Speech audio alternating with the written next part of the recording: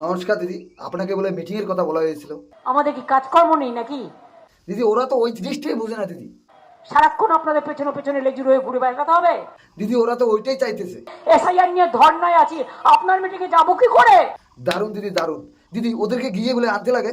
বছরে একবার আসুন না, আপনাকে গিয়ে রিসিভ করব। ঠিক দিদি ঠিক। বছরে যদি আপনি 50 বার আসেন তো আমার টাইম কি আছে এত? না দিদি, কিন্তু দিদি ওদের উপরে কোনো আক্ষেপ আছে নাকি আপনার? আক্ষেপ একটাই আছে, এই অপদার্থগুলোকে দেখতে হচ্ছে। আচ্ছা দিদি, ওরা কবে যাবে? এরা কবে যাবে? আপনি যদি আমাদের বাংলাদেশ না থাকেন তাহলে আমাদের অবস্থা কি হবে দিদি? আমরা আছি বলে না, আপনারা সবাই ভালো আছেন।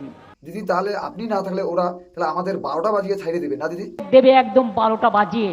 তাহলে দিদি আমরা কি করব? যদি নিজেদের 13টা বাজাতে না চান, বিজেপির অপপ্রচারে কেউ ভুল বুঝবেন না। দারুণ দিদি দারুণ, কেউ ভুল বুঝবে না দিদি, কেউ ভুল বুঝবে না।